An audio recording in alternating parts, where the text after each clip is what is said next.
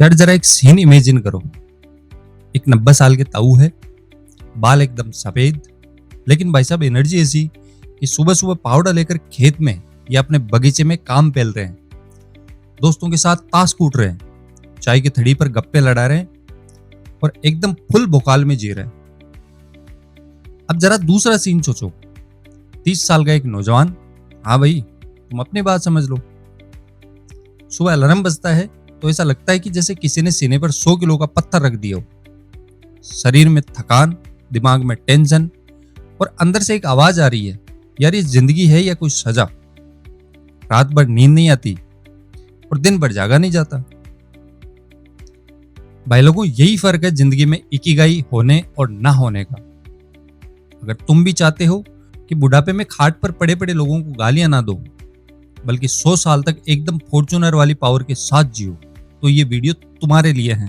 आज हम खोलेंगे जापान के उन ताऊ ताइयों का राज जो सेंचुरी मार के भी नॉट आउट खेल रहे हैं, और वो भी फुल स्माइल के साथ। वीडियो के एंड तक तुम सिर्फ ये इकिगाई नाम का जापानी जुगाड़ समझोगे ही नहीं, बल्कि कल सुबह से इसे अपनी लाइफ में भी घुसेड़ दोगे। शुरू करते हैं ये भोकाली सफर। अब बात करते हैं चैप्टर नंबर 1 की। ये इकिगाई किस चिड़िया का नाम है? तो गुरु, आज हम जिस किताब का ऑपरेशन करने वाले हैं उसने सिर्फ मेरी नहीं, दुनिया भर के करोड़ लोगों की जिंदगी का सॉफ्टवेयर अपडेट कर दिया है। किताब का नाम है इकिगाई और इसको लिखने वाले हैं हेक्टर गार्सिया और फ्रांसिस मिरायस। ये हेक्टर भाई साहब स्पेन के सॉफ्टवेयर इंजीनियर हैं जो कई सालों से जापान में डेरा डाले बैठे हैं। इन्होंने वहां के कल्चर को एकदम रगड़ के समझा है। अब ये इकिगाई है क्या बवाल? जापानी भाषा में इकिगाई का मतलब होता है जीने की असली वजह, या देसी भाषा में कहूं तो सुबह रजाई से बाहर निकलने का सॉलिड रीजन। अब खुद से एक सवाल पूछो, तुम सुबह उठते क्यों हो? क्या सिर्फ इसलिए कि बॉस की गालियां ना पड़े, या इसलिए कि घर वाले ताने मार रहे हैं? ओकिनावा, जो कि जापान का एक आइलैंड है, उसके लोग इस सवाल का जवाब एकदम टकाटक जानते हैं। उनके लिए इकिगाई वो चीज है जो उनके दिल को सुकून देती है। किसी के लिए बच्चों को ये पढ़ाना हो सकता है, किसी के लिए चाय समोसे की दुकान चलाना हो सकता है, तो किसी के लिए बढ़िया पेंटिंग बनाना हो सकता है। एक देसी एग्जाम्पल देता हूँ, अपने बनारस के रमाकांत चाचा को ले लो। उम्र 84 साल। इस उम्र में लोग कहते हैं अरे राम राम जपो, लेकिन चाचा ने अपनी छत पर गजब की बागवानी कर रखी है। सुबह 5 बजे उठते हैं, पौधों को ऐसे बतियाते हैं जैसे वो उनके पोते हो, फिर बच्चों को फ्री में मैथ पढ़ाते हैं। किसी ने पूछा, चाचा इस उम्र में ये रेड बुल वाली एनर्जी कहाँ से लाते हो? चाचा मुस्कुरा के बोले, बेटा यही तो मेरी जीने की वजह है। बस बॉस, यही है उनका इकिगाई। इकिगाई कोई गड़ा हुआ खजाना नहीं है जो अचानक मिल जाएगा। ये तुम्हारे अंदर ही कहीं सो रहा है, बस उसे जगाना है। अब देखते हैं चैप्टर नंबर 2, ढूंढे कैसे भाई, इतिहास और जापानी जुगाड़। अब तुम पूछोगे, भाई मेरी जिंदगी तो बस कट रही है, मैं अपना इकिगाई कैसे निकालूं? देखो, इकिगाई कोई आज का नया स्टार्टअप आइडिया नहीं है। ये सदियों पुराना जापानी नुस्खा है। किताब में लिखा है कि हम सबका इकिगाई हमारे अंदर एकदम डीप फ्रीजर में रखा है। उसे निकालने के लिए थोड़ा पेशेंस चाहिए। हमारे यहाँ मोहल्ले के राजेश भाई को देख लो, पान की दुकान लगाते हैं। अब तुम सोचोगे यार पान बेचने में क्या इकिगाई है, लेकिन सुबह 7 बजे उनके खोखे पर जाओ, भाई साहब एकदम चेहरे पर 100 वाट की स्माइल लेकर ग्राहकों से बतिया रहे होते हैं। किसी को चाय पिला रहे हैं, किसी का दुखड़ा सुन रहे हैं। पूछो तो कहते हैं कि भैया लोगों से मिलना और उनको खुश देखना ही मेरी कमाई है। जापान के ओकिनावा में दुनिया के सबसे ज्यादा 100 साल पार वाले लोग रहते हैं।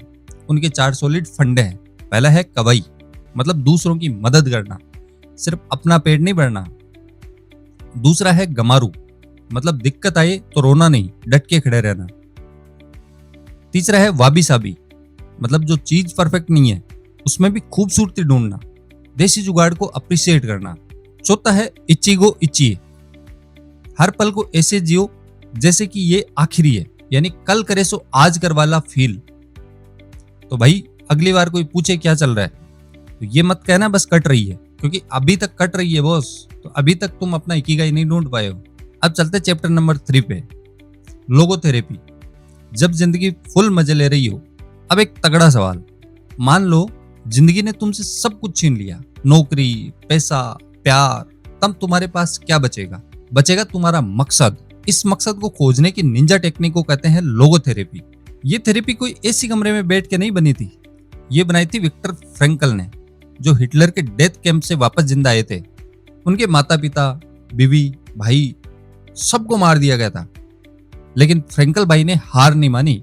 उन्होंने कहा था, इंसान से तुम सब कुछ छीन सकते हो, लेकिन उसकी एक चीज नहीं, और वो है किसी भी सिचुएशन में उसका एटीट्यूड। अगर तुम्हारे पास जीने का कोई मकसद है ना, तो तुम दुनिया की कोई भी तकलीफ झेल जाओगे। अपने यूपी की रुचिका का एग्जाम्पल लेते हैं। यूपीएससी की एग्जाम में 3 बार फेल। रिश्तेदारों ने ऐसे ऐसे ताने मारे कि इंसान डिप्रेशन में चला जाए। शादी टूट गई, लेकिन उसने अपनी डायरी में लिखा, मैं क्यों करना चाह रही हूं? जवाब था, ताकि मैं अपने गांव की लड़कियों को दिखा सकूं कि हम भी कुछ उखाड़ सकती है। चौथी बार में बंदे ने 56वीं रैंक फोड़ दी। आज वो आईएएस है। उसका इकिगाई था दूसरों के लिए रास्ता बनना। तो गुरु, इकिगाई ढूंढने के 3 रास्ते हैं। पहला है कोई बढ़िया काम करके, कुछ क्रिएट करके। दूसरा है किसी से सच्चा प्यार करके, सिर्फ बाबू सोना वाला नहीं, असली केयर। और तीसरा है अपने दुख को किसी बड़े मकसद में बदलकर। अब चलते हैं चैप्टर नंबर 4 पे, फ्लो का चक्कर बाबू भैया। अब मान लो तुम्हें अपना इकिगाई मिल गया, लेकिन हर दिन उसे जिए कैसे?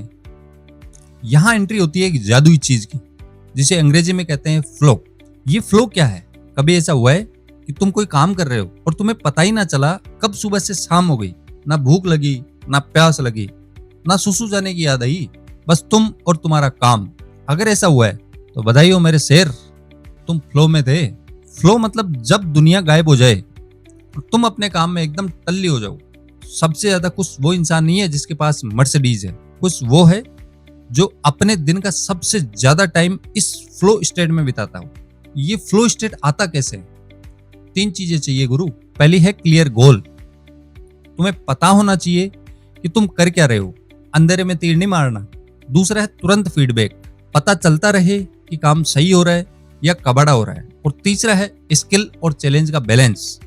काम ना तो इतना आसान हो कि नींद आ जाए, और ना इतना मुश्किल हो कि पसीने छूट जाए और तुम छोड़ के भाग जाओ। एक एग्जाम्पल से समझते हैं। राहुल नाम का लड़का था, ग्राफिक डिजाइनर। दिन भर ऑफिस में बोर होता था, लेकिन रात को 10 से 2 बजे तक वो सड़कों की दीवारों पर एक मस्त पेंटिंग बनाता था। ना कोई पैसा, ना कोई लाइक शेयर। एक दिन उसकी आर्ट वायरल हो गई। लोगों ने बोला क्या टैलेंट है। राहुल बोला टैलेंट नहीं, मैं बस फ्लो में था बॉस। तुम जब भी गेम खेलते हो, गिटार बजाते हो या अपना कोई फेवरेट काम करते हो, तो फ्लो में होते हो, बस उसे पहचानो। अब चलते हैं चैप्टर नंबर 5 पे, ओकिनावा के ताऊ ताइयों का लाइफ स्टाइल। चलो वापस चलते हैं ओकिनावा में। वहां के 100 साल के बुजुर्ग कौन सा च्यवनप्राश खा रहे हैं कि वो बीमार ही नहीं पड़ते। जब राइटर्स वहां गए तो पता चला कि गेम सिर्फ डाइट या जिम का नहीं है, गेम है माइंडसेट का। वहां के एक 92 ईयर के ताऊ रोज खेत में जाते हैं, गाय को चारा डालते हैं, मोहल्ले के बच्चों के साथ खेलते हैं, और पूछो तो कहते हैं कि जब तक शरीर काम कर रहा है इंजन चालू रहेगा। अब समझते हैं ओकिनावा के लोगों की लाइफ के 4 तगड़े रूल। पहला है मो आई, यानी अपनी थड़ी या अपनी गैंग। हर इंसान का एक फिक्स ग्रुप होता है, दोस्त, पड़ोसी, रिश्तेदार। रोज मिलते हैं, बकैती करते हैं, एक दूसरे की हेल्प करते हैं। जब 4 लोग तुम्हारा हाल चाल पूछने वाले हो तो स्ट्रेस की तो वैसे ही हवा निकल जाती है। दूसरा है हारा हाचीबू, 80% रूल। ये बहुत गजब की चीज है। वहां के लोग गले तक ठूस ठूस के नहीं खाते। पेट 80% भर गया मतलब खाना बंद। इससे डाइजेशन मस्त रहता है और मशीन ओवरलोड नहीं होती। और अपने यहाँ तो जब तक पनीर गले तक ना आ जाए लोग बुफे नहीं छोड़ते। और तीसरा है गार्डनिंग और रोज हिलना डुलना। ये लोग जिम जाकर 100 किलो की डेडलिफ्ट नहीं मारते, ये दिन भर एक्टिव रहते हैं, पैदल चलते हैं, खेत में काम करते हैं, यानी मूवमेंट इनकी लाइफ का हिस्सा है। चौथा है नो रिटायरमेंट। ये कभी रिटायर नहीं होते। नौकरी छूटी तो बच्चों को पढ़ाने लगे, मिट्टी के बर्तन बनाएंगे, पर खाली नहीं बैठेंगे बॉस। अब तुम कहोगे भाई मैं तो सुबह उठते ही सबसे पहले इंस्टाग्राम चेक करता हूँ, मम्मी से भी 2 दिन में 1 बार बात होती है। यही तो लफड़ा है मेरे भाई। अब चलते हैं चैप्टर नंबर 6 पे, अपनी डेली लाइफ को कैसे सेट करें। तो अब अपनी इस झंड सी जिंदगी को इकिगाई वाली मस्त जिंदगी में कैसे बदलें, मैं तुम्हें 5 स्टेप्स देता हूं। पहला स्टेप है अपना गोल्डन ओवर पकड़ो। दिन का एक वो टाइम जब तुम्हारी बैटरी फुल चार्ज होती है, किसी का सुबह 6 बजे तो किसी का रात को 11 बजे। उस टाइम में वो काम करो जो तुम्हारे इकिगाई से जुड़ा हो। स्टेप 2 है डू टू लिस्ट नहीं, मीनिंगफुल मोमेंट लिस्ट बनाओ। सिर्फ गधों की तरह टास्क मत लिखो। ये लिखो कि आज 15 मिनट मम्मी के साथ बैठकर चाय पीऊंगा या 10 मिनट अपनी डायरी लिखूंगा। स्टेप नंबर 3 है फोन को साइड में फेंको। ये जो डिजिटल कचरा है ना, ओकिनावा वाले इसे यूज नहीं करते। दिन में कम से कम 1 घंटा डिजिटल डिटॉक्स करो। फोन फ्लाइट मोड पर और तुम अपनी लाइफ के मोड पर। स्टेप नंबर 4 दिल के लिए काम करो। हर दिन एक ऐसा काम करो जिसमें कोई पैसा या फायदा ना हो। जैसे किसी आवारा कुत्ते को बिस्किट खिला दो, किसी पुराने दोस्त को कॉल कर लो। दिल को जो सुकून मिलेगा ना, वो करोड़ों से नहीं मिलता। स्टेप नंबर 5 है माइक्रो ब्रेक लो। हर 90 मिनट के बाद 5 मिनट का पॉज लो, लंबी सांस लो, खिड़की से बाहर देखो। रोबोट मत बनो यार। अब चलते हैं चैप्टर नंबर 7 पे, बूढ़े होते हुए भी जवान कैसे रहें। एक बात बताओ, तुम्हारी उम्र क्या है? 20, 25 या 30? क्या तुम्हारे अंदर अभी भी वो 10 साल के बच्चे वाली एनर्जी है जो नई चीज देखकर उछल पड़ता था? अगर नहीं तो बॉस, तुम 25 की उम्र में ही 80 के हो चुके हो। लेखक कहते हैं उम्र शरीर से बढ़ती है लेकिन बुढ़ापा दिमाग से शुरू होता है। जो इंसान हमेशा कुछ नया सीखता है, नए चैलेंज लेता है, वो 100 साल की उम्र में भी एकदम कड़क जवान रहता है। एक एग्जाम्पल लेते हैं। एक 84 साल के ताऊ है लेकिन यूट्यूब पर 3D पेंटिंग सीख रहे हैं। बच्चे पूछते हैं दादू आप इतने अपडेटेड कैसे हैं? तो वो कहते हैं बेटा, दिमाग बंद किया तो समझो शटर डाउन। जवान रहने की 4 देसी फंडे समझते हैं। पहला है जिंदगी भर सीखो। हर महीने खुद से पूछो इस महीने नया क्या सीखा। दूसरा है खेलते रहो। खेलना सिर्फ बच्चों का काम नहीं है। लूडो खेलो, गिटार बजाओ, कुछ नहीं तो मोहल्ले के बच्चों के साथ क्रिकेट खेल लो। तीसरा है प्रोफेशन के बाहर पर्पस ढूंढो। रिटायर हो गए हो तो क्या हुआ, अपनी नॉलेज किसी से बांटो, किसी एनजीओ में हेल्प करो। और चौथा है अपना सोशल सर्किल बनाओ। अकेलेपन से बड़ा कोई जहर नहीं। व्हाट्सएप ग्रुप वाले दोस्त नहीं, रियल लाइफ वाले दोस्त बनाओ जिनके साथ बैठकर तुम चाय पी सको। चैप्टर नंबर 8 रेजिलियंस और एनवायरमेंट। अब जिंदगी है तो वाट तो लगेगी ही। कभी ब्रेकअप होगा, कभी नौकरी जाएगी, कभी पैसा डूबेगा। उस वक्त क्या काम आएगा? उस वक्त काम आएगा सिर्फ तुम्हारा इकिगाई और तुम्हारी एंटी फ्रेजिलिटी। रेजिलियंस का मतलब है जिंदगी ने धक्का दिया है, तुम गिरे और वापस खड़े हो गए। ओकिनावा वाले कहते हैं नन कुरु नहीं सा, मतलब टेंशन ना ले भाई, सब ठीक हो जाएगा। अपने रजत भाई को देख लो, कोविड में नौकरी गई, ईएमआई सर पर, रोए नहीं, यूट्यूब से फ्रीलांसिंग सीखी और आज खुद की कंपनी चला रहे। इसे कहते हैं दर्द को पावर में बदलना। प्रॉब्लम आए तो रोने की जगह सोचो इसका हल क्या है। और सबसे जरूरी बात, तुम्हारा एनवायरमेंट। तुम्हारे आसपास के लोग तुम्हारा दूसरा दिमाग होते हैं। अगर तुम ऐसे 4 लोगों के साथ रहते हो जो दिन भर रोते रहते हैं कि यार जिंदगी झंड है, तो लिख के ले लो, 5वें रोज तो तुम बनोगे। अपने वर्क स्पेस को मस्त बनाओ, वहां प्लांट रखो, मोटिवेशनल कोट्स लगाओ और नेचर के साथ जुड़ो। जब तुम पेड़ पौधों और खुली हवा में जाते हो ना, तो तुम्हारे दिमाग का सारा कचरा साफ हो जाता है। अपने माइंड को जिम ले जाओ। रोज एक छोटा सा काम ऐसा करो जिसमें तुम्हें आलस आता है। ठंडे पानी से नहा लो, 10 मिनट बिना फोन के बैठ जाओ। जब तुम्हारे अंदर के आलसीपन को हरा देते हो ना, तो बाहर की दुनिया की कोई ताकत तुम्हें नहीं हरा सकती। तो भाई लोगों, इकिगाई कोई भारी भरकम रॉकेट साइंस नहीं है। ये बस अपने अंदर झांकने और अपने आप से पूछने का तरीका है कि मैं आखिर इस दुनिया में कर क्या रहा हूं।